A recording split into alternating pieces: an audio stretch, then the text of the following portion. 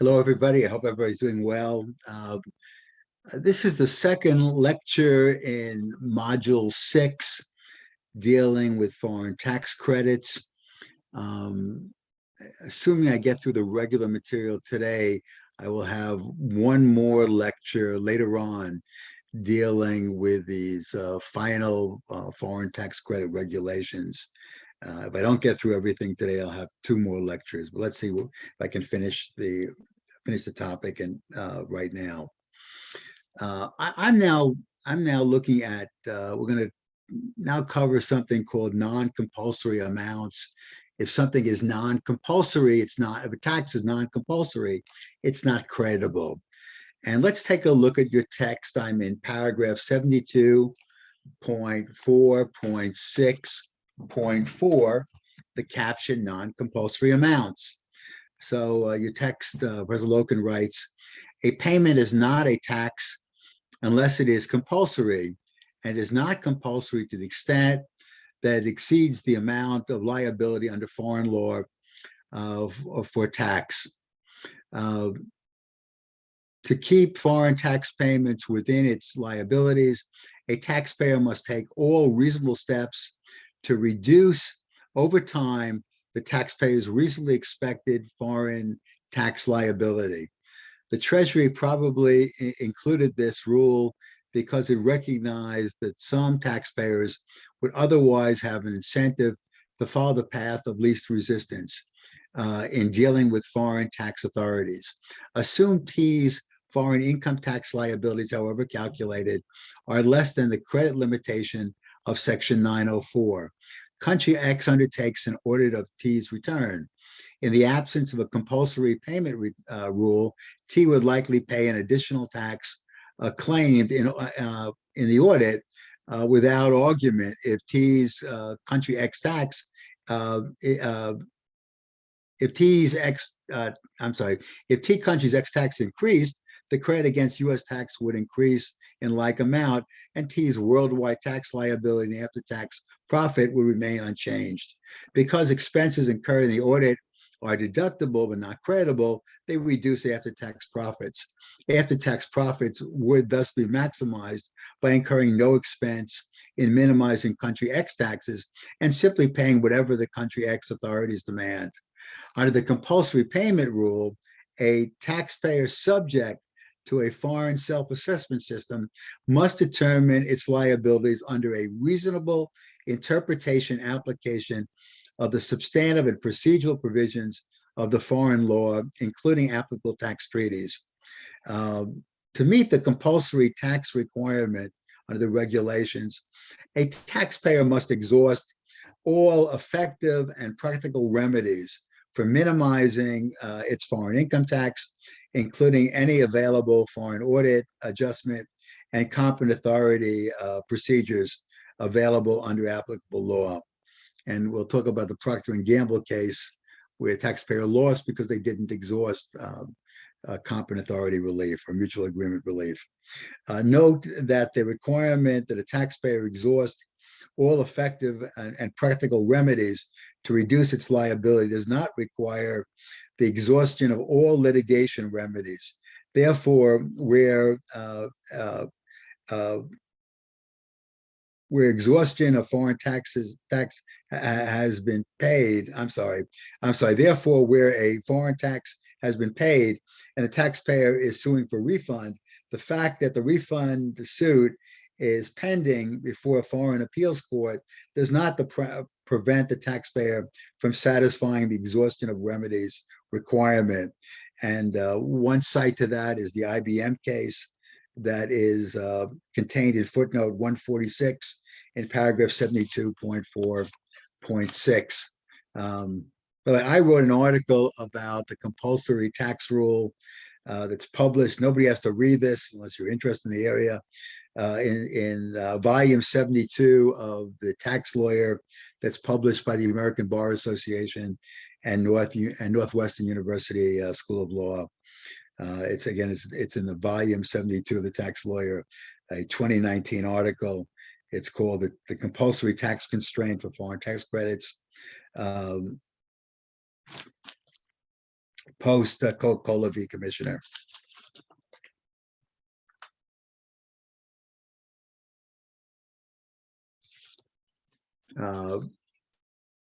As I mentioned previously, and Professor Loken notes in 72.4.6.4, I think it's a 6th paragraph, a taxpayer must exhaust all effective and practical remedies for minimizing its foreign income tax, including any available foreign audit adjustment and competent authority procedures available under applicable tax treaties. Professor Loken notes in 72. I think it's 72.4.6.4.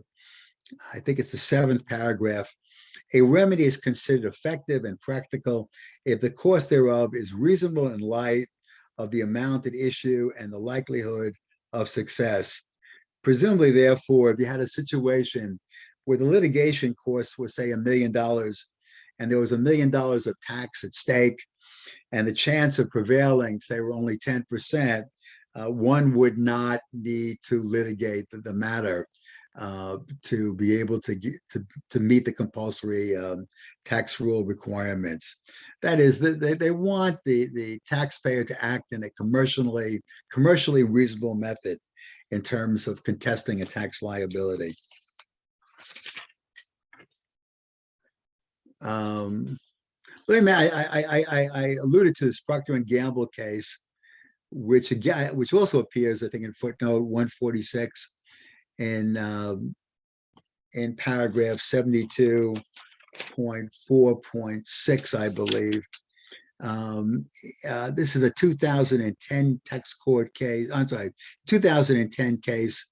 In that case, what took place was the taxpayer failed to invoke competent authority between Japan and Korea.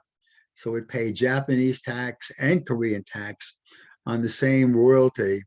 If they had gone to competent authority, a mutual agreement procedure between Japan and Korea, there's a possibility that, they would have gotten relief from one of the taxes. And because they failed to do so, the court said that Procter & Gamble could not take a foreign tax credit because the tax was not considered to be compulsory. The case I wrote about when I'm dealing with a compulsory tax constraint dealt with Coca-Cola. There's a very this was a procedural battle. Let me step back for a second.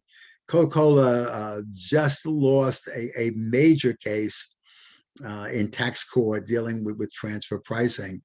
An earlier battle dealing sort of the same fact pattern is what I wrote about, and that was, the argument that the IRS had asserted that the tax was not compulsory because Coca-Cola had failed to go to competent authority and try to get competent authority relief under the treaty.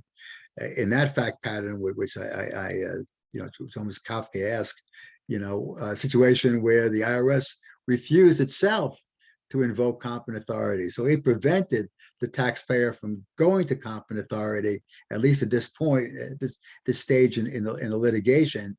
And then they said, because they didn't go to competent authority, they said the tax was not compulsory. So I thought that was just crazy, and the court held on this procedural battle for Coca-Cola, and I agreed with that decision. Okay.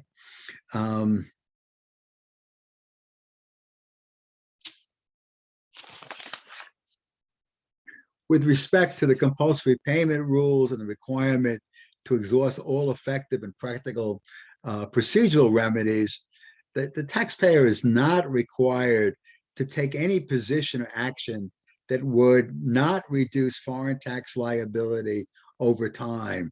Thus, the taxpayer would not have to claim the shortest possible life for depreciation purposes, because it's a timing rather than a permanent effect. I hope that's clear. Furthermore, the U.S. taxpayer's liability for this purpose, is considered based on the form it operates in. So what I'm talking about is, suppose the taxpayer operated in a foreign jurisdiction as a corporation. The IRS could not say it's not compulsory because they would have paid less had they operated as a partnership. So you don't need to change the form of the way you're organized to satisfy the compulsory tax requirement. Again, I hope that's clear. Again, I welcome emails with questions. Or, when we have, hopefully we'll have some, sessions where it's live and we can talk about it live. Okay, let's circle back to another requirement to qualify for the foreign tax credit. The regulations provide that in order for a foreign levy to be considered tax, it must be imposed pursuant to the authority of a foreign country to levy taxes.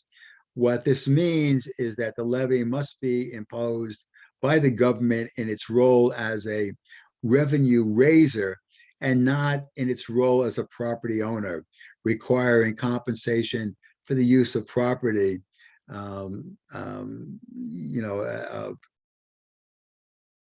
Okay, as your text points out, I'm in 72, 4.2.2, that a very different issue in determining whether a levy is creditable is when the taxpayer receives benefits from a foreign government that is not available to all taxpayers.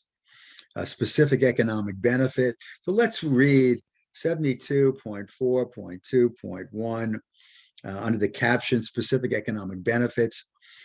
If a specific economic benefit is received in exchange for a payment to a foreign government, the payment is not a tax because it is not collected pursuant to a government's taxing power. The history to this provision is the IRS and Treasury got wind to certain Middle East countries that instead of charging royalties for extraction of oil and natural gas in their land, what they did is they imposed a higher tax. So, what the regulations essentially indicate is that where what's taking place is not really a tax, but a compensation for a specific economic benefit, that it's not creditable. So let me go back to 72.4.2.1. I think I'm up to the second sentence. A specific economic benefit is an economic benefit that is not made available on substantially the same terms to substantially all persons subject to the foreign country's general income tax, or if there's no such tax, to the population of the country in general. For example, a concession to extract government-owned petroleum is a specific economic benefit because the government is necessarily selective in granting such concession. In contrast, travel on a government-owned airline or shipping freight on the airline is not a specific economic benefit if these services are available to all on a non-discriminatory basis. Also, the right or privilege merely to engage in business generally or in a particular form is not a specific economic benefit.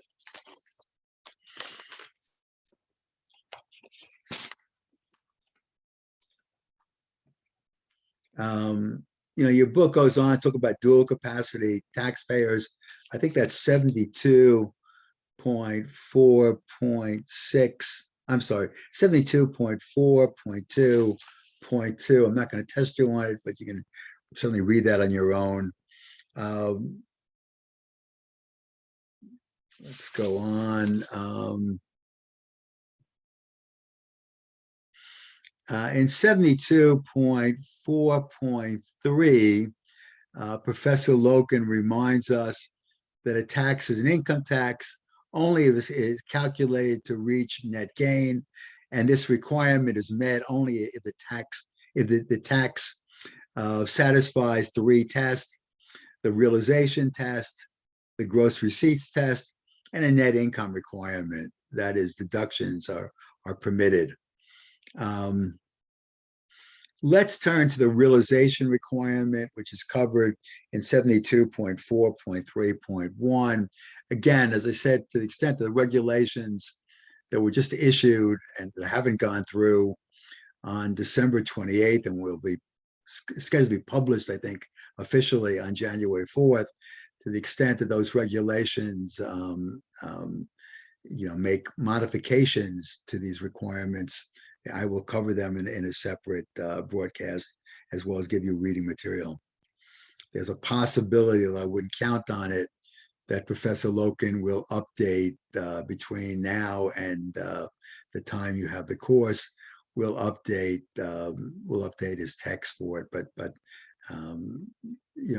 what I've seen is that they're not all that quick to do these sort of things. So I would doubt that there'll be a revision in your text covering these regulations in the next several months, but miracles can happen. So we're talking about this realization requirement in the regulations under 72.4.3.1. The realization requirement means essentially that, one, the tax should be imposed upon income as distinct from capital, consumption, or some other non-income amount, and two, the tax should not be imposed prematurely, i.e., before income is actually realized by the taxpayer.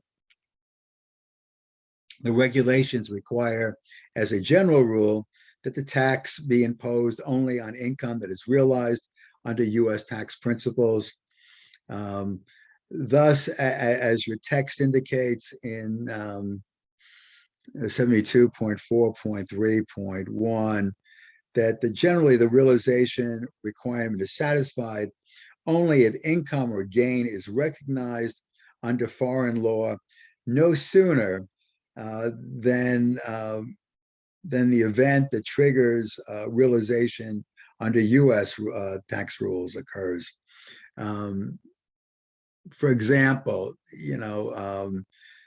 realization occurs on a disposition of property, right, where the property is sold. So that's what the foreign law provides. You're going to satisfy this realization requirement. We'll see, however, that there are a number of exceptions permitting realization to be met, even though it occurs before there's been a sale or disposition of the property. The U.S. rules. One of the exceptions is recapture. Hold on for 1 second.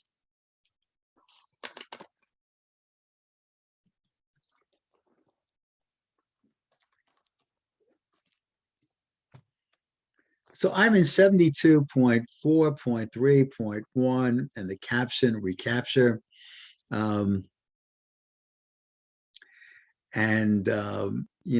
This recapture says that this is an exception to the requirement that that foreign tax law not trigger tax earlier than what would be taxed under U.S. Tax rules. The regulations provide that foreign tax law may require recognition before the U.S. realization event if the income or gain is a recapture of a tax deduction, tax credit, or other tax allowance previously accorded to the taxpayer. For example, the realization requirement would not be considered violated if there was tax imposed on the appreciation and value of an item of machinery to the extent of previously claimed depreciation deductions where the machinery is transported for use outside of the foreign jurisdiction. One writer, this is not Loken, notes that the many exceptions to the realization requirement under the regulations almost engulfs the general rule. The regulations permit a tax that is based on the difference in values of property at the beginning and end of the taxable period. That is, if I think you've taken, but I'm not sure if you've taken a financial products course as part of your curriculum, that Tax 652. I'm not sure if it's part of the E&Y program, But if you've taken that, then Professor Fichtenbaum has taught you about mark to market. Mark, this may be a review for some of you, or all of you, but mark to market means that you look at the difference between the fair market value of a position at the beginning and end of the year.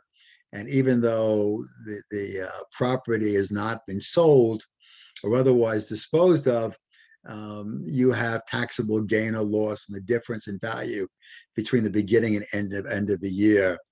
Under US law today, this is very limited. It's limited to something known as 1256 contracts. It also applies to certain taxpayers, dealers, and traders who elect with respect to certain securities, pursuant to Section 475. If you haven't studied it, don't worry about it. The only point I'm making here is that if foreign law has a comparable provision in a mark-to-market position, that is an exception to the realization requirement under the regulations. A key point, however, is you can't be taxed twice under foreign law in the same game. So suppose foreign law provides a mark-to-market regime whereby you're taxed on the difference between the value of the position at the beginning of the taxable year and the end of the taxable year. Assuming that's a gain, your basis would in the property would have to reflect the value at the end of the year, so you're not taxed twice on the same gain in the event of an actual disposition or otherwise. I hope that's clear. If not, again, you always email me. Professor Loken notes in 72.4.3.1 that a tax either meets or fails to meet the realization requirement for all taxpayers if the predominant character of the tax satisfies the requirements. It is met for all taxpayers, even those who are only taxed on items that meet none of the realization tests. For example, if imputed income is included in a foreign tax base, but the tax is nevertheless found to be predominantly on realized income, a taxpayer who is taxed only on imputed income may qualify for credit. Conversely, if a foreign tax does not satisfy the realization requirement, its predominant character, it is not considered an income tax in any application, including those cases in which taxpayers' income consists entirely of items that are realized in the US cents.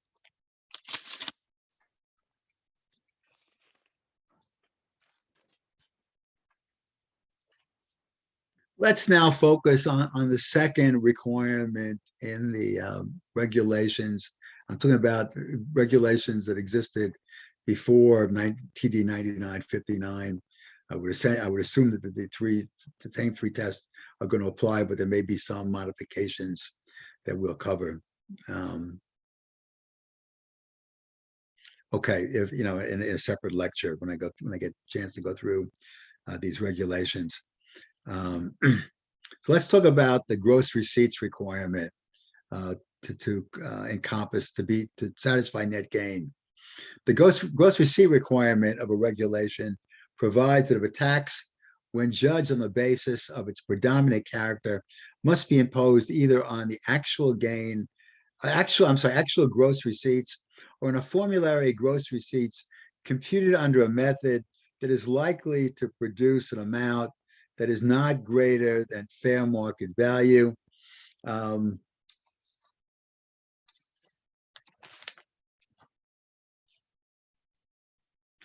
Loken notes, I think I'm in 72.4.3.2, first paragraph, second line. For example, a foreign tax on income from extraction of petroleum fails this gross receipt test if the law imposing the tax specifies that all petroleum is deemed sold for 105% of its fair market value. Again, because they're presuming an amount greater than fair market value. He goes on to write in 72.4.3.2, second paragraph, amounts other than actual gross receipts may be substituted in two situations. First, a substitution may be made when it's reasonable to believe that gross receipts may not otherwise be clearly reflected. The transaction between related parties are an example. The substitute amount must be computed under a method that is likely to produce an amount that is not greater than fair market value. Assume a corporation sells goods to a subsidiary, which resells them to an unrelated person at a higher price. The gross receipts requirement is not violated by a foreign tax law that disregards the corporation's actual gross receipts, again, with related parties, on the sale to the subsidiary, and substitutes the price at which the goods would have been sold between unrelated persons dealing at arm's length. This is what Section 42 requires, and one of the things it requires in its normal operation. And I briefly mentioned 42 as part of the introduction, if you recall. Loken goes on to note, I'm at 72.4.3.2. I think I'm in the fourth paragraph. A substitution for actual gross receipts, is also allowed when the realization rules allow income to be recognized under foreign tax law in the absence of gross receipts. For example, the realization requirement can be met by a periodic foreign tax on realized appreciation, or foreign tax imposed when minerals are lifted from the ground or goods are exported. Substitutes for actual gross receipts are obviously needed for such taxes. In this situation, also, the substitute amount must be computed in a way likely to keep it from exceeding the goods' fair market value. A foreign tax need meet the gross receipts requirement only in its predominant character. The inclusion of amounts other than the actual gross receipts in situations in which the regulations do not allow a substitution does not automatically disqualify a foreign tax. If the predominant character of the levy is tax computed from actual gross receipts when acceptable substitutes, the levy is tax computed from actual gross receipt. I'm sorry, the levy is a tax computed. I'm sorry, the presence of a few ciphers is not fatal. The regulations give no examples of the deviations that would destroy a predominant acceptable character. The third test of net gain is a net income test. That is the requirement that the deductions be permitted. Again, outside of Section 903, that you're being taxed on net income, not on gross income.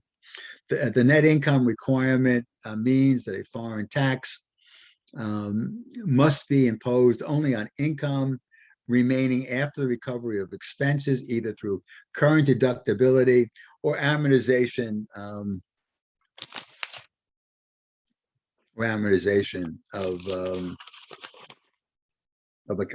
a capitalized amount. The net income test of the regulations requires that the foreign tax permit the recovery of significant costs and expenses attributable under reasonable principles to gross receipts includable in the foreign tax base. In lieu of direct deductions of costs and expenses, foreign law can allow reductions of the tax base under a method that is likely to produce an amount that approximates or is greater than the recovery of such significant costs and expenses. So let's turn to 72.4.3.3. And I think I'm in the second paragraph.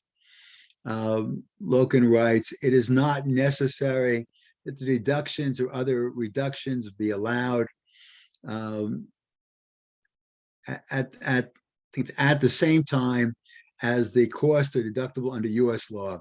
For example, a depreciation system allowing cost recovery more slowly than U.S. law is usually not disqualifying. Neither is a foreign rule requiring capitalization of the costs that are immediately written off under U.S. law. The requirement is not met, however, if the timing of the recovery is such that under the circumstances, there is effectively a denial of such recovery. Loken goes on to write in 72.4.3.3, third paragraph, similarly, foreign rules for allocating and apportioning costs between gross receipts of various classes need only be reasonable. The rules for allocating costs between gross receipts included in and excluded from the foreign tax base need not be the same as the detailed rules provided for this purpose in the U.S. regulations. Let's just go to the next paragraph. I'm just going to cover the first sentence. Moreover, a foreign tax law that does not permit recovery of one or more significant costs or expenses, but provides allowances that effectively compensate for non-recovery of such significant costs or expenses is considered to permit recovery of such costs or expenses. I'm going to skip the remainder of the paragraph in the interest of time. Please read that on your own.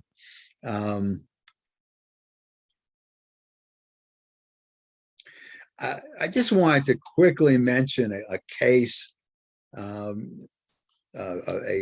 famous foreign income tax case, relatively recent, a 2013 case called PPL Corp versus Commissioner. The case is cited in, I think it's footnote, let me get it in front of me, I'm sorry. It's footnote 41 in 72.4.3. In that case, the U.S. Supreme Court held that taxpayers could claim a U.S. foreign tax for a UK windfall tax. The Supreme Court's unanimous decision resolves a split over credibility of the windfall tax after decisions in the Third Circuit and the Fifth Circuit had differed on the same legal issue. The core dispute in these cases was whether the UK windfall tax was a tax on the increase in value of certain privatized UK companies, and therefore not a creditable tax for US foreign tax credit purposes, or was a creditable tax imposed on the net income of the privatized companies under the Section 901 regulations. In its opinion, the Supreme Court applied a common sense approach that considered the substantive effect of the UK windfall tax, concluding the tax was an excess profits tax with a predominant character of a net income tax under the US federal tax principles. As a result, the court held that the UK windfall tax to meet the Section 901 requirements and was credible. Accordingly, the court reversed the Third Circuit decision and confirmed the credibility of the windfall tax. At least the proposed regulations, the one that were just finalized yesterday, cast some doubt as to PPL's how important, whether PPL is still good law going forward. We'll take a look at the final regulations, and I'll address that in a second in a separate lecture, and they should also be uploaded on classes material dealing with these final regulations, and we'll see to the extent that PPL on a going forward basis, whether the result is now somewhat in doubt. Okay, let's go back to, I'm not going to test you on PPL. I just wanted to mention it because, at least up till now, it is considered to be a very, very important case dealing with whether a foreign income tax, meets the requirements of net gain to be creditable. And I think you guys will have to do a paper I know some of, for under 696, some of my prior students have done their research paper on whether an income tax is creditable. If you do, I guess you have to at least touch on PPL. Okay, let's go back to 72.4.6 point, I'm sorry, 72.4.3.3. And I'm just trying to find the exact paragraph.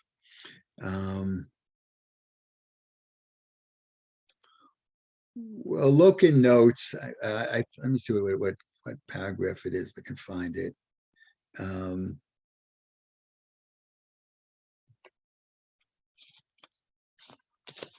It's the fifth paragraph. A tax that fails the net income requirement may be creditable as a tax in lieu of income tax under Section 903.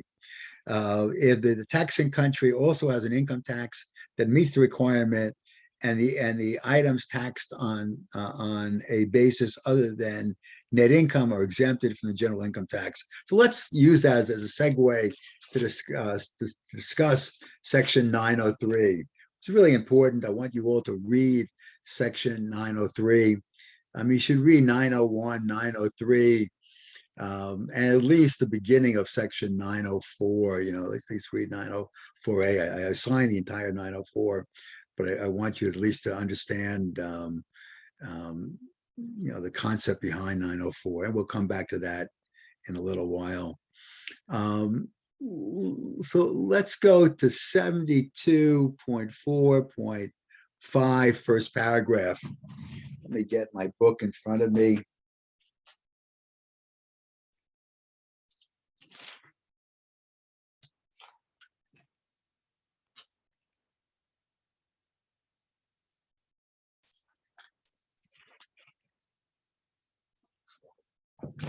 So in that opening paragraph, Professor Loken writes, under Section 903, a foreign tax not meeting the net gain requirements is nevertheless treated as an income tax. It was imposed in lieu of tax on income, generally imposed by a foreign country, a U.S. possession. According to regulations, a foreign levy qualifies as an in lieu of tax if it is a tax, satisfies a substitution requirement, and is not a soak-up tax. In lieu of taxes are often imposed on particular groups of taxpayers because of administrative difficulties in determining their net income. A foreign country's reasons for a particular tax, however, are not relevant to whether it qualifies as an in lieu of tax. The base on which an in lieu of tax is imposed need not approximate net income. It may consist of gross income, gross receipts, or the number of units produced or exported.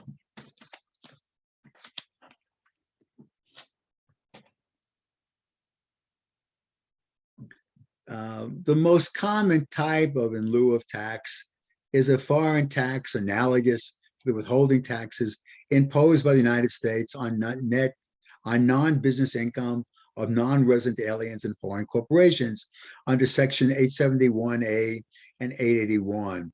Assume country X is a general income tax that satisfies the net gain requirement, but non-business income of foreigners from country X sources is exempted from the tax, and some of this income is subject to a 20% gross income tax. The 20% tax is an in lieu tax because it substitutes the general income tax for a particular class of taxpayers and income. This tax may be collected by requiring country X payers to withhold tax and remit it to the country X tax authorities. Again, this is like the Swiss withholding tax on the patent royalties paid by a Swiss licensee to IBM that I talked about in the opening lecture as part of the introduction. The key is that Swiss taxpayers in general would have an income tax, but in situations where you have royalties to a non-Swiss licensor, instead of an income tax, they have a withholding tax on a gross, just like we have under 871, 881 for outbound things like dividends, interest, rents, and royalties paid by a U.S. company to a foreign corporation or non-resident alien. So this would be an in lieu of tax, and assuming it meets the other requirements, not a soak-up tax, for example, then it's creditable, even though it's not based on net income. So let's go back to your material. Hold on, let me find out where I am. So in enacting the in lieu of tax provisions, the Senate Finance Committee wrote the following.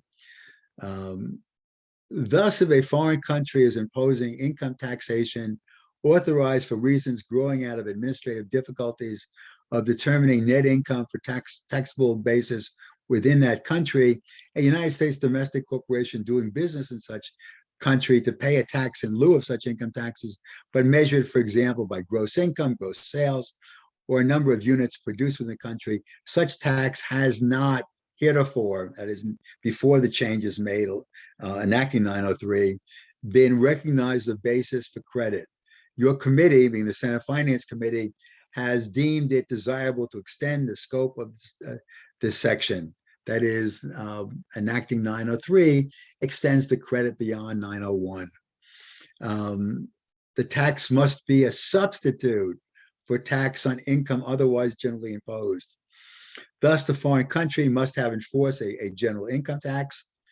A tax on gross income is not credible, for example, if it's the only tax imposed by the foreign country, nor can a credible in lieu of tax be imposed in addition to the general income tax.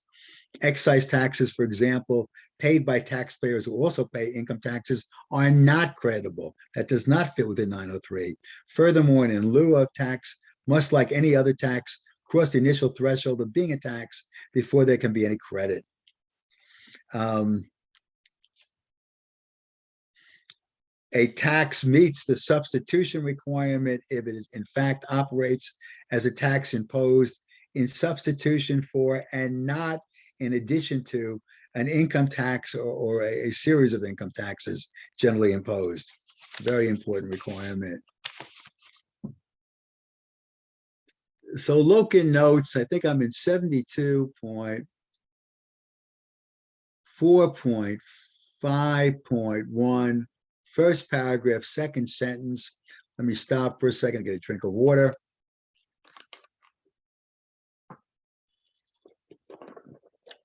For me, these things are a marathon.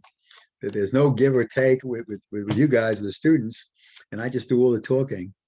And this is the first time that I've ever been in a situation where I've done all the talking in a class. So welcome to asynchronous education. I know it's hard for you, but it's also hard for a professor, at least for me. So I'm going to go to 72.4.5.1. I think it's the second sentence, first paragraph, second sentence. The tax need not be a complete substitute for a particular taxpayer's regular income tax. A tax on a portion of the taxpayer's income, for example, passive investment income, can be in lieu tax. Even taxpayers subject to regular income tax on other income, e.g. active business income. I'm going to skip the next paragraph, read that on your own, and I'm going to go to the third paragraph.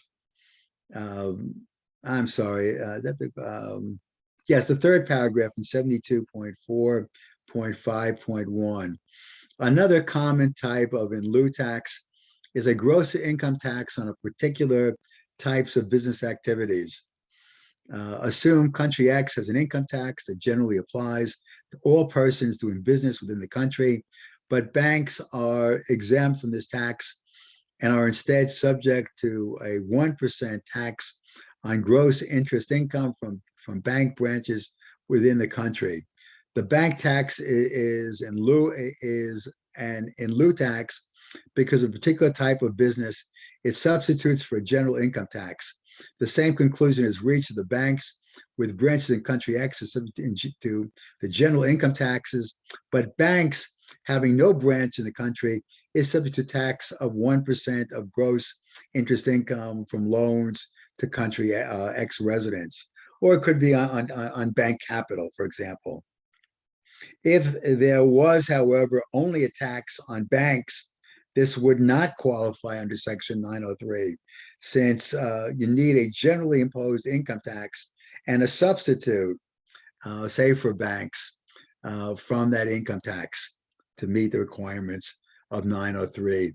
Professor Loken notes in 72.4.5.2 that in lieu tax under Section 903, like a regular tax, is not credible. It is a soak-up tax. And so I'm not gonna read that now, but please read 72.4.5.2, the caption soak-up taxes on your own. I just want to mention another restriction, more limited application, which is 901J, J like in Jack.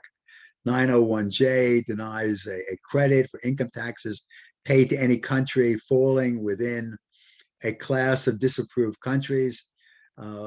This includes countries with which the United States has no diplomatic relations or has severed diplomatic relations, countries identified by the Secretary of State, United States, as having repeatedly provided support for acts of international terrorism, and countries with governments the United States does not recognize unless the government is eligible to purchase U.S. weapons under the Arms Export Control Act. When Section 901J applies, income from a disfavored country is in addition assigned its own separate limitation basket, its own separate category in 904, so they cannot serve to increase the credit for any other taxes. 901J recognizes in the foreign tax credit a benefit to a foreign treasury in the form of greater capacity to tax American enterprises. The denial of a foreign tax credit is an immediate deterrent to trade with such countries by U.S. businesses. Foreign taxes, which a credit is disallowed in 901J, can still be deducted, however. Your book, and this is covered in 72.5.1, list some countries that are on the list of 901J: Iran, North Korea, Syria. Sudan was listed, but I believe Sudan is no longer, either has been removed or will be removed. That's my understanding. Again, if the issue comes up, double check that. Let's turn to 72.5.2, withholding taxes on short-term holders of stock and other instruments. Generally, no credit is allowed for withholding taxes on income received on property that the taxpayer holds for fewer, I'm reading from Loken, for fewer than 16 days during a 30-day or 31-day period beginning 15 days before the income accrues. Congress adopted this rule in 1997 for taxes on dividends, in 2004 for taxes on other types of income. U.S. persons actively carrying on a business as dealers in foreign countries are sometimes accepted from the rule with respect to taxes imposed by countries other than countries in which the dealer businesses are conducted.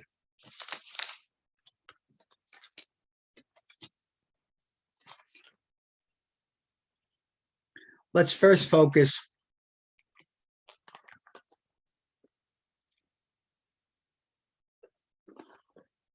on Section 901K, dealing with withholding tax on dividends for short-term ownership. And what this provision does, in essence, is it prospectively overrules two cases, 2.5.3, the Compaq Computer Corp case, a Fifth Circuit case, and the IES case. I think it's an Eighth Circuit case. So compact, I think it's 237 F second. I think it's 778 Fifth Circuit, 2001. IES Industries v. US, 253 F third, 350 Eighth Circuit, 2001. These cases were actually, I mean, the statute, a 901K was enacted actually before the cases were decided, but it didn't apply to the years at issue in these two cases. I believe that in your tax 627 course, you read and hopefully discussed the compact computer case.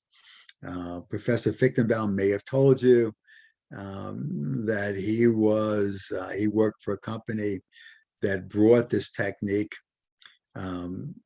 this I would call it a tax shelter. I don't think he used that word tax shelter. Maybe he did, to compact computer. We have different views on whether the court got it right or got it wrong. But anyway, the statute, and I'll talk about the case in a minute or so, and then we'll go back to the statute. Well, we'll do both. So pursuant to 901 K in little k in parenthetical, 1 in parenthetical, cap A in parenthetical, a shareholder is deemed credit for a foreign withholding tax on a dividend. The taxpayer held the stock 15 days or less during a 31-day period beginning 15 days before the stock became ex-dividend with respect to such dividend. Ex-dividend, as you may recall from your tax 627 course, when a stock goes ex-dividend, it means that a declared dividend that has not been paid stays with the seller. It doesn't go with the buyer. The result of that is, everything else being equal, the stock drops in value when it goes ex-dividend, because the buyer is not getting the dividend. It's staying with the seller. So the buyer is going to pay less for the stock. Loken goes on to write in 72.5.2.1 second sentence,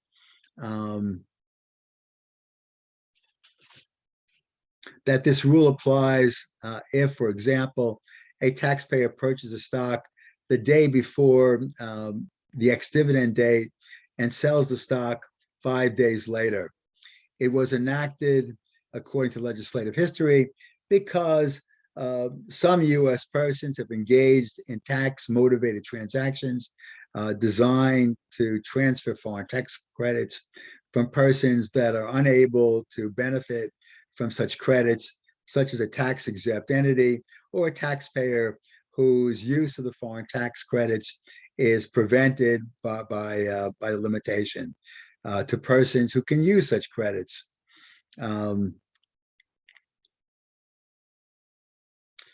When stock becomes ex-dividend, I talked about that already, I'm sorry. Pursuant to 901K2, no indirect tax credit is allowed under section 960. It used to be also 902, but 902 has been repealed, with respect to a dividend, if withholding tax on a dividend would not be creditable under 901K1. Your text notes in 72.5.2, second paragraph, that pursuant to section 901K3, the minimum holding period is extended to 46 days within a 90-day period.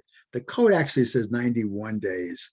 So there's some confusion here, whether it's 90 or 91 days. Again, unless you have this particular issue, no need to consult with IRS National Office. Again, if you have this issue, one way to maybe clarify this, because Loken's text is a little bit in variance with the code, and this is a good advice for you, maybe working with your American colleagues. The IRS has an office of the IRS has a chief counsel's office, and they have experts dealing with in each in major tax provisions. So they're experts that deal with Section 901.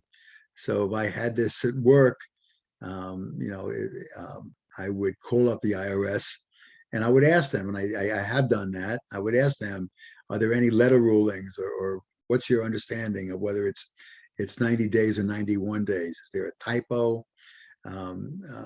Why is there a variance here? Maybe the legislative history said one thing, but the code said something else, and that's why Loken is saying what he's doing.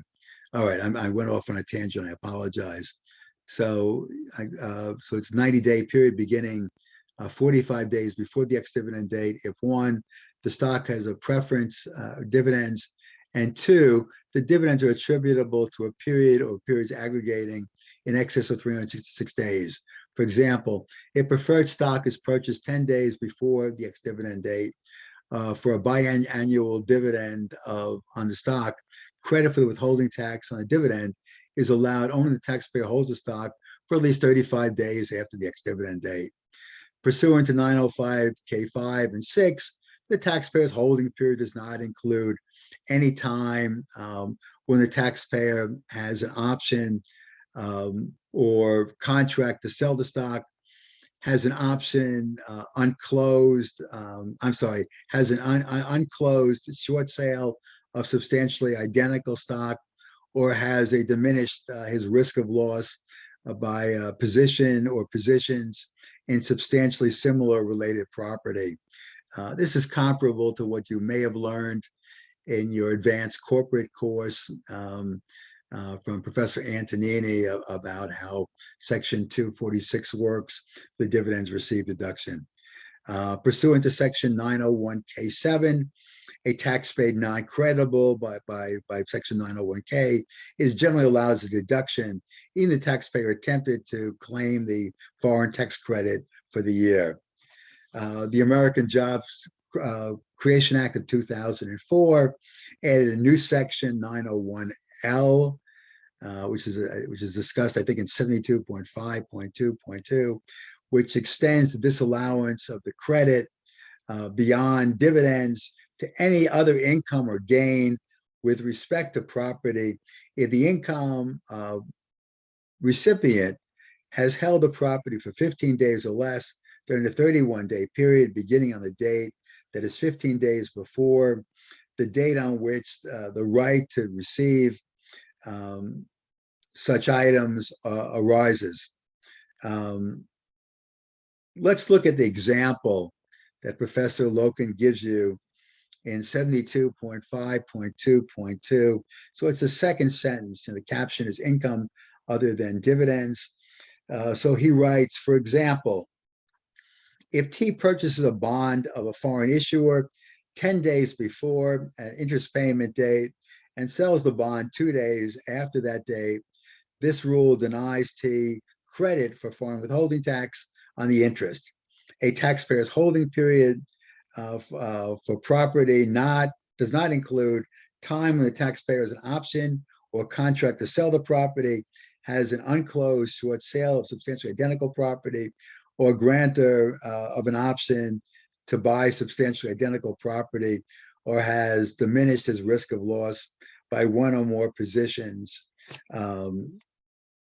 in substantially similar related property. So they don't want you to count time for which you don't really care whether the stock goes up or down. That's, and that concept applies to dividends received deduction in 246, as you learned, I believe, in Professor Antonini's advanced corporate tax course.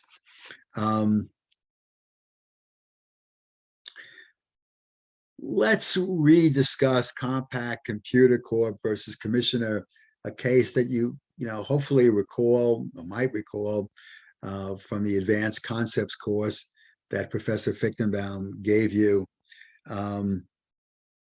In Compaq, in the Compaq case, originally the tax court denied a foreign tax credit for a dividend withholding tax incurred by a U.S. corporation because the purchase and immediate resale of the foreign stock, this is Royal Dutch Shell Petroleum ADRs,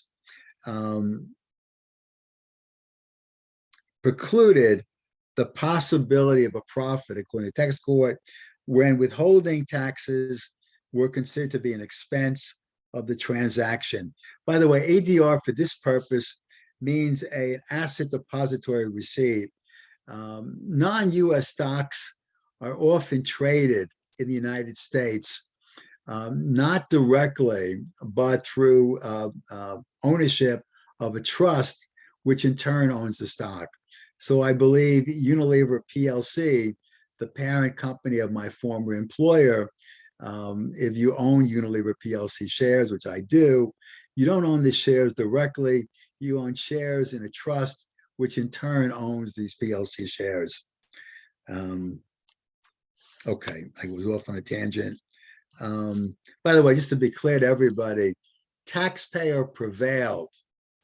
I'm going to talk about the tax court case, but both in the Court of Appeals for the Fifth Circuit in Compaq Computer and the Eighth Circuit in IES, the taxpayer won the day. These are no longer valid for a number of reasons. One reason is because of the enactment of 901K, which basically says if you hold the stock for a relatively short period, which was in the case of the Royal Dutch Shell stock, you don't get a creditable withholding tax. You can't claim credits. Another reason for that I think you've studied is under the economic substance rules of 77010 that I believe were enacted, in 2010. Anyway, with 77010 as a provision, which basically says that under regulations, foreign taxes should be considered to be an expense in determining, whether you have in fact economic substance in the transaction. I think is the right answer. So briefly to go back over Compaq, which is discussed in your book in 72.5.3 during 1992, the taxpayer Compaq, having recognized a large U.S. capital gain earlier in the year, arranged a purchase and resale in the New York Stock Exchange of ADRs, American Depository Receipts, of a publicly traded Netherlands corporation. This is the Royal Dutch Shell Petroleum. The Compaq transaction involved the purchase of ADRs, cum dividend, that is with a dividend, followed by an immediate resale of the same dividends, same ADRs, ex-dividend. So, the likelihood, the strong likelihood, Professor Fichterbaum indicates there is some risk, and the Fifth Circuit said there was some risk, but very, very little risk that the stock would drop in value, giving the taxpayer Compaq two things. It would give the taxpayer a capital loss on the transaction that they could use to offset other capital gain. And if it worked, and it did work for them, they would generate foreign taxes that they could claim a credit for. The purchase and sale transactions of the Royal Dutch Shell by Compaq took place within a very, very short period of time. Because the stock was sold ex-dividend, as I said, it suffered a capital loss of about $20 million. That is, the value of the stock dropped because the buyer did not get the declared but unpaid dividend because the stock went ex-dividend.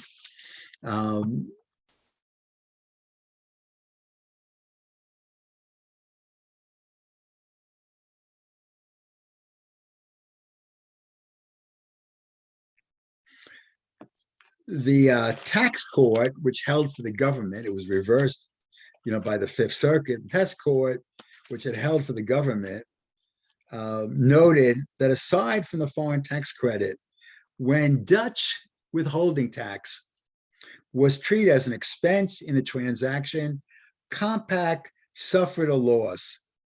And it was almost guaranteed, to be in a loss position. if Dutch taxes were considered to be an expense of the transaction. That's why the IRS hated the transaction, challenged the transaction, because nobody would have done the transaction but for the credits. It didn't have, I'm telling you my view and the view of the tax court, and now the view, I guess, of 77010, the statute, didn't have economic substance. As I said, Professor Fichtenbaum, I think he's told you, worked for 21st Securities, which pitched the product to Compaq Computer. So he has a different view of what the right answer was. He believes the Fifth Circuit and Eighth Circuit got it right. The tax court in Compaq, quoted from a Seventh Circuit decision called Saviano. A tax court had said the freedom to arrange one's affairs to minimize taxes does not include the right to engage in financial fantasies with the expectation that the IRS and courts will play along. The tax court was clearly bothered that this was a wire transaction, and by that I mean exceptionally little risk. The Fifth Circuit, little risk that Compaq would get the results that it expected, which was a certain amount of capital loss due to the stock going ex-dividend. The Fifth Circuit, as I said, reversed the tax court and held for the taxpayer, as did the Eighth Circuit in the IES case. These transactions were seemingly based on the fact that the transactions were profitable before any taxes, either US or foreign, were taken into account. The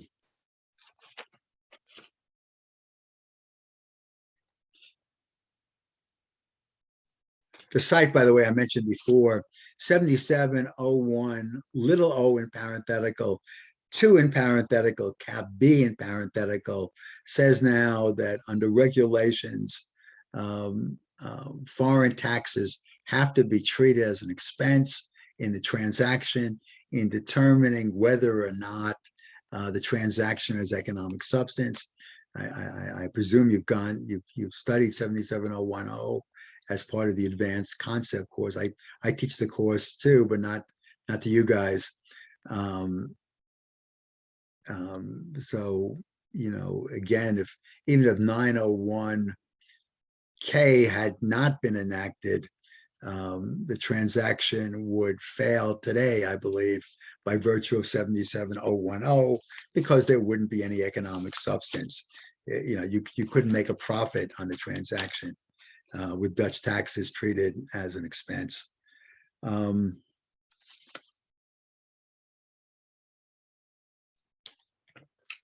Bear with me, I want to check my notes. Loken is critical of the Court of Appeals decisions in Compaq and IES.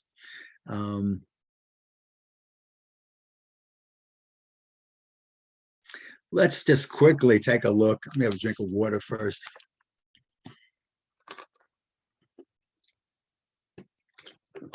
I'm in 72.5.3, 6th paragraph.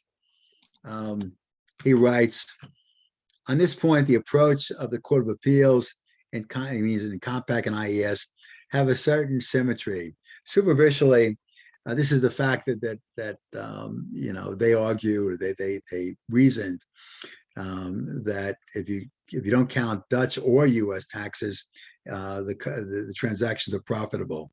So Loken writes in the second sentence in 72.5.3, 6th paragraph, superficially, it would seem that the search for economic profits should focus on the transactions before any taxes, U.S. or foreign taxes, are taken into account, or after all taxes and tax benefits are accounted for, and by either view, the ADR transactions had economic substance.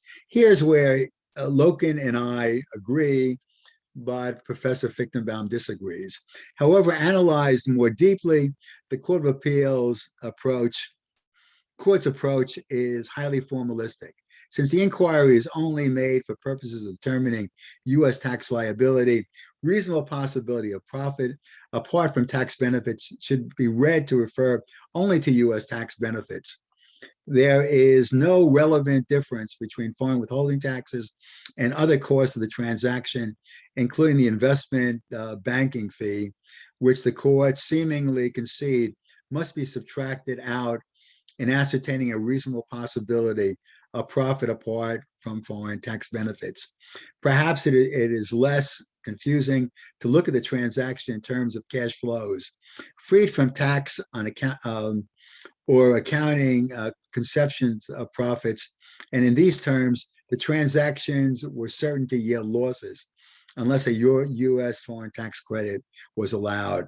Read the next paragraph on your own, but that's why I think that the lower court, tax court, got it right in Compact, and the Court of Appeals and IES and the Fifth Circuit and Compact got it wrong. Again, this is purely academic because 901K prospectively overrules this decision, and 77010 does it indirectly. Let's circle back to section 904, which is covered in your book in 72.7, I believe. Let me just make sure my site is still right.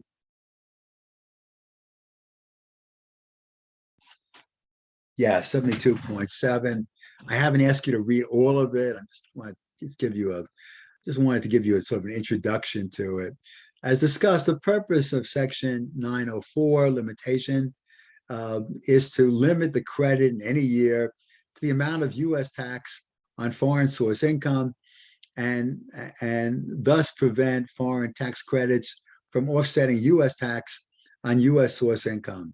Because the foreign tax credit is designed to ensure that the United States cedes taxing jurisdiction to foreign governments only after income earned abroad, the limitation is based on the amount of foreign source income earned. And it's really nets foreign source income after expenses that are allocated or apportioned to gross foreign source income. As we noted previously, the basic statement limitation is in section 904A, which provides that the total amount of credit shall not exceed the same proportion of the tax against which such credit is taken, which the taxpayer's taxable income from sources without the United States, but not in excess of the taxpayer's entire taxable income, bears to his entire taxable income for the same taxable year. As I said, algebraically, this can be viewed in a way I think it's easier to understand, maybe than the language is written, is that the foreign tax credit limitation equals the U.S. tax pre-credit, pre any credits, including foreign tax credits, times a fraction. The numerator is net foreign source taxable income, and the denominator is worldwide or taxable income of the taxpayer. And this should translate in general to a U.S. corporate taxpayer as a limitation of 21% times net foreign source income. So let's assume, for an example, and again, this is done overall, and it's done by you have to meet the requirement overall. You also have to meet the requirement for each particular category of income. General, also called residual, passive, guilty, and branch. So assume, for example, that a corporate taxpayer has $200 of income, 100 from U.S. sources and 100 from foreign sources. The taxpayer's foreign tax credit would be limited to 21% of net foreign source income.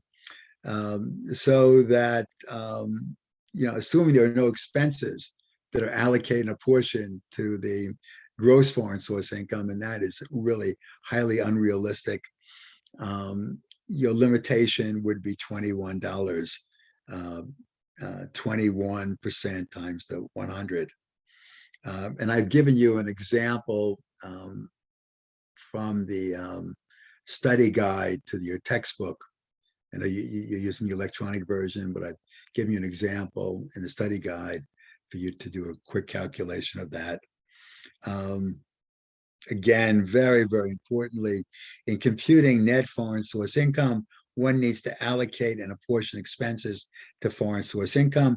This is covered in your text in section 73, capital A. I urge you to all read it. You know, in a 7-week course, I'm not going to. I don't believe I'm going to cover this in this course, but you should read that on your own. How our expenses and deductions allocated and apportioned against gross foreign source income.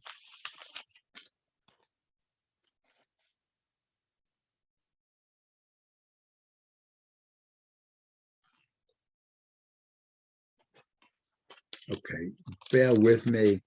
I'm skipping a section called 72.4.7.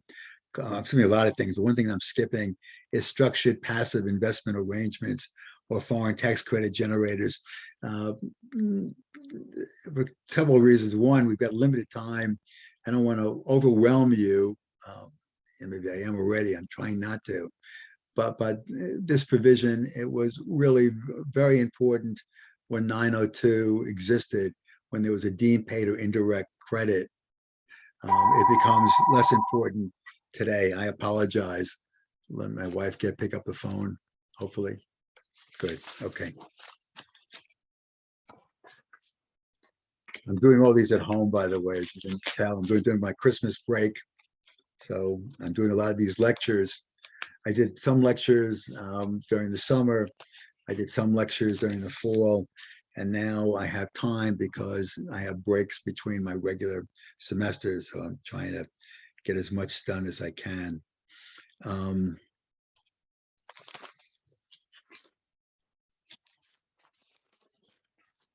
What I wanted to turn to next is dealing with losses and how they impact section 904.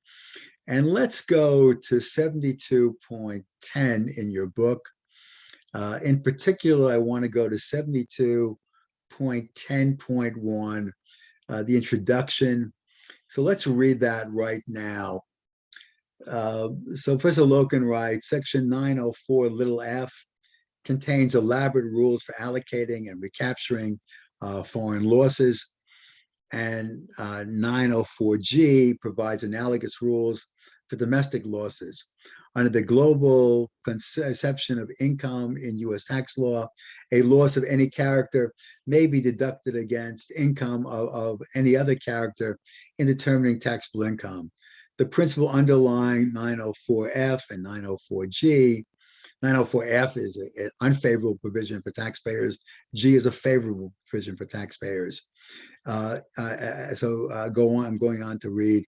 The principle underlying 904F and 904G is that when a loss of any kind is deducted against income of another character, an equal amount of subsequent income of the first type should be reclassified as income of the second kind, so that, and over the long run, the separation between the two types is maintained. If income type A is offset by loss of type B, the future income of type B should be recharacterized as type A. And let's go to the second paragraph of 72.10.1. Let me get a little water.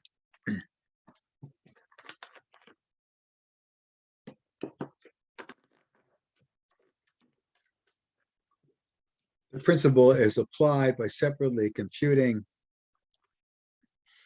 foreign source taxable income or loss within each of the separate limitation baskets under 904D, those baskets that we talked about, general residual, passive, branch, and guilty are provided for in 904 little d in parenthetical.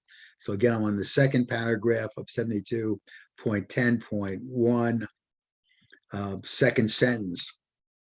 Loss in any basket is first deducted ratably against foreign income in the overall basket of baskets. If a taxpayer has a loss in all baskets combined, which is referred to as an overall foreign loss or OFL, The OFL is deducted against income from U.S. sources. In subsequent years, income of the same character as the loss is reclassified as income of the kind offset by the loss.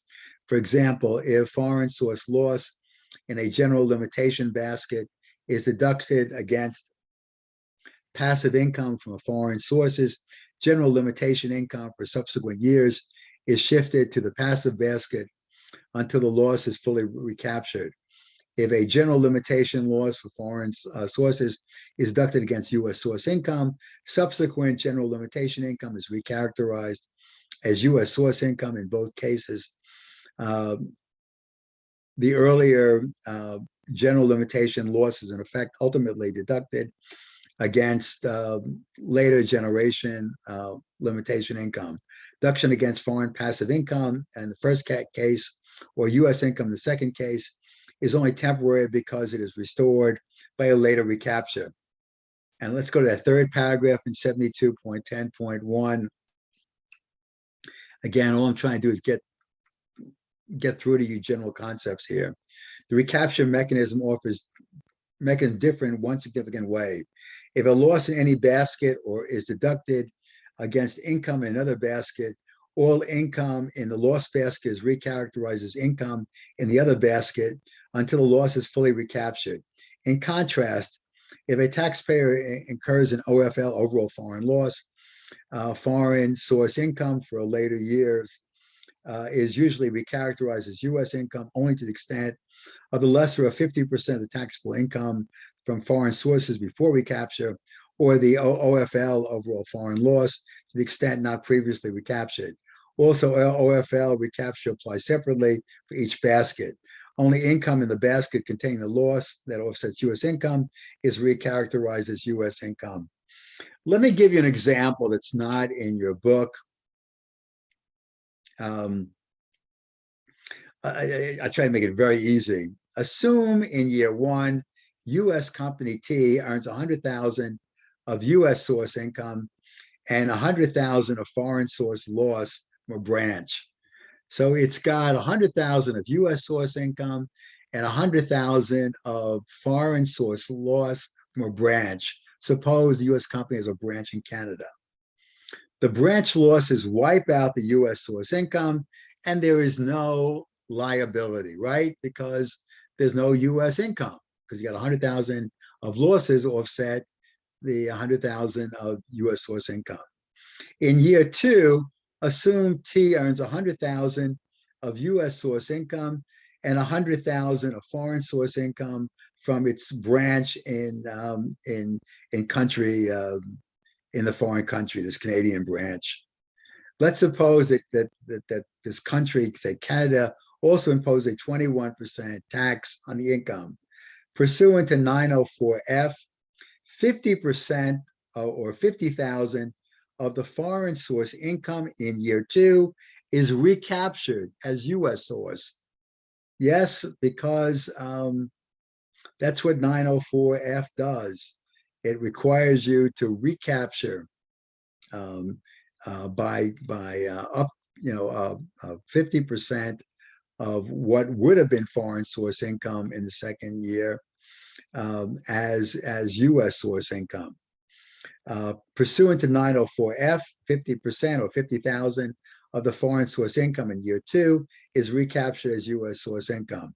This assuming unrealistically, there are no expenses that need to be allocated and apportioned against the remaining 50,000 of foreign source income. Only 10,005 of the foreign tax credits could be used because of the Section 904 limitation, i.e. 21% of 50,000 foreign source income equals 10,005. The remaining 50,000 of foreign source losses will be recaptured in the future.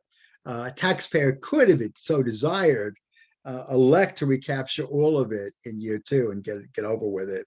But this is providing taxpayer only a delay by limiting the recapture to 50% in year two. It's not absolving it of recapture. It's just saying you'll do the rest in a future year. So this can play havoc. So overall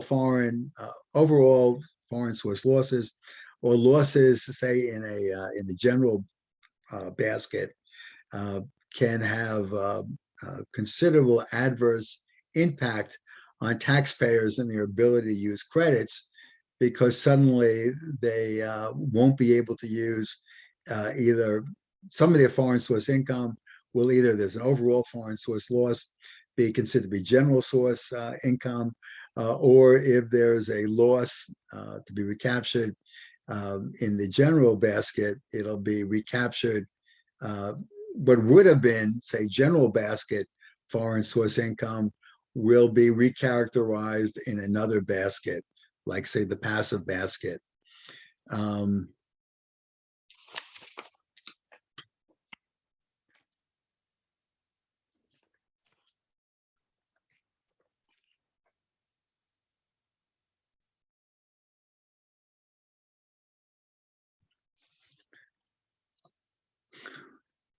I'm not going to test you on overall foreign losses or overall domestic losses. You can read the material on your own. In 92.7, they do talk about, I think I assigned you to read it, they talk about separate limitation losses, as well as overall foreign losses. Let me just briefly introduce you to overall domestic losses, or ODLs. And that's covered in your book in 72.10.4.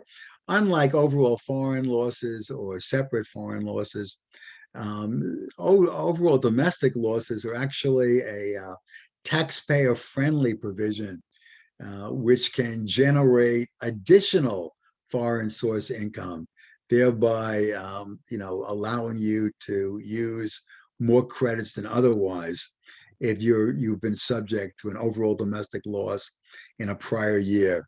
So let's just read the first couple of sentences in 72.10.4. If a taxpayer has a taxable income from foreign sources, but an overall loss from U.S. sources, the U.S. loss is apportioned among the baskets of foreign source income. Assume a domestic corporation has a worldwide taxable income of 100, consisting 100 of U.S. loss and 200 of foreign source taxable income, of which 150 is general limitation income and 50 is passive income.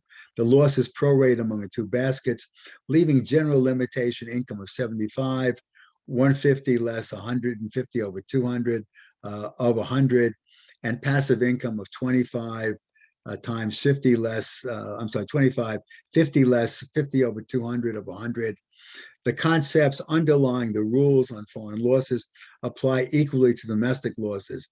For example, the idea underlying the overall foreign loss rules is that a taxpayer that is deducted an overall foreign loss against income from U.S. sources should subsequently be required to recapture the overall foreign loss by recharacterizing income from the foreign sources as U.S. source income to the extent the OFL offsets U.S. source income. By the same reasoning, a taxpayer sustaining an ODL, and this was passed, I think, around 2004 or 5, overall domestic loss, and overall domestic loss that offsets income from foreign sources should subsequently be allocated to recapture the overall domestic loss by recharacterizing U.S. source income as foreign source income to the extent foreign source income was offset by domestic loss. Until 2004, it was 2004, however, the recapture rules ran one way, protecting the fisc from inappropriate reductions of U.S. tax base, but not protecting taxpayers from inappropriate diminution of foreign source income and the resulting loss of the credit limitation. In 2004, Congress remedied the inequity by enacting rules that are roughly a mirror image of OFL. And you can read the conference report and the example on your own.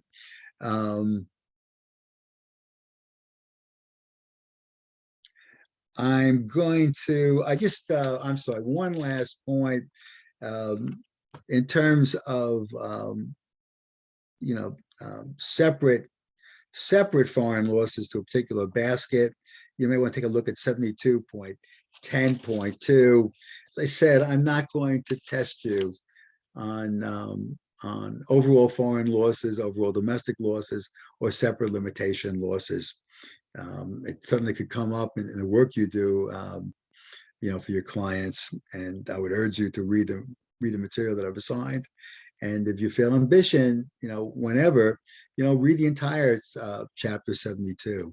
So I am done now with my regular lecture on foreign tax credits. As I said, I will be providing, I think, an additional lecture, maybe a short one, and some supplemental material after I've gone through these very recent regulations that were issued only yesterday. Everybody have a very good evening, and everybody take care. Bye.